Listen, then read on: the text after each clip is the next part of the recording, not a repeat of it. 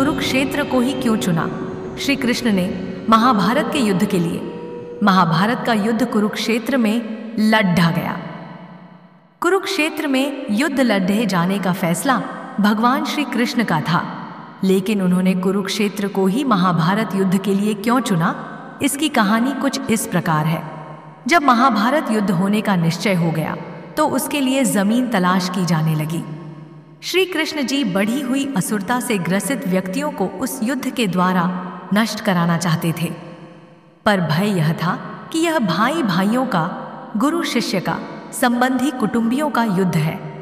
एक दूसरे को मरते देखकर कहीं संधि न कर बैठे, इसलिए ऐसी भूमि युद्ध के लिए चुननी चाहिए जहां क्रोध और द्वेष के संस्कार पर्याप्त मात्रा में हों। उन्होंने अनेकों दूत अनेकों दिशाओं में भेजे कि वहां की घटनाओं का वर्णन आकर उन्हें सुनाए।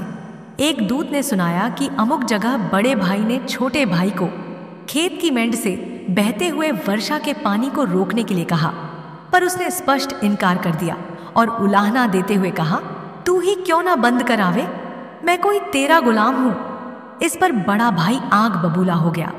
उसने छोटे भाई को छुरे से गोद डाला और उसकी लाश को पैर पकड़कर घसीटता हुआ उस मेंढ के पास ले गया और जहां से पानी निकल रहा था वहां उस लाश को पैर से कुचल कर लगा दिया। इस नृशंसता को सुनकर श्री कृष्ण ने निश्चय किया, यह भूमि भाई भाई के युद्ध के लिए उपयुक्त है। यहाँ पहुँचने पर उनके मस्तिष्क पर जो प्रभाव पड़ेगा उससे परस्पर प्रेम उत्पन्न होने या संधि चर्चा चलने की संभावना न रहेगी।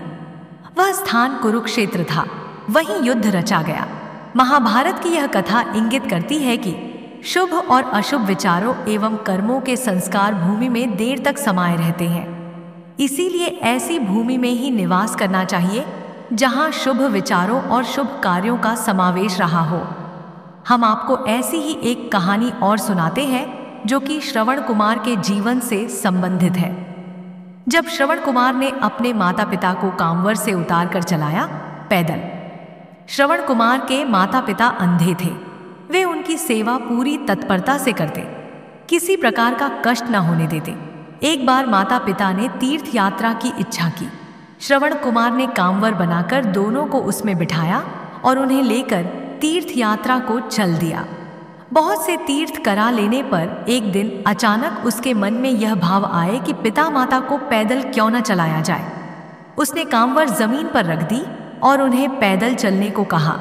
वे चलने तो लगे, पर उन्होंने साथ ही यह भी कहा, इस भूमि को जितनी जल्दी हो सके पार कर लेना चाहिए। वे तेजी से चलने लगे। जब वह भूमि निकल गई तो श्रवण कुमार को माता पिता की अवज्ञा करने का बड़ा पश्चाताप हुआ और उसने पैरों पड़कर क्षमा मांगी तथा फिर कांवर में बिठा लिया। उसके पिता ने कहा, पुत्र, इसमें तुम्हारा दोष नहीं। उस भूमि पर किसी समय मय नामक एक असुर रहता था। उसने जन्मते ही अपने ही पिता माता को मार डाला था। उसी के संस्कार उस भूमि में अभी तक बने हुए हैं। इसी से उस क्षेत्र में गुजरते हुए तुम्हें ऐसी बुद्धि उपजी।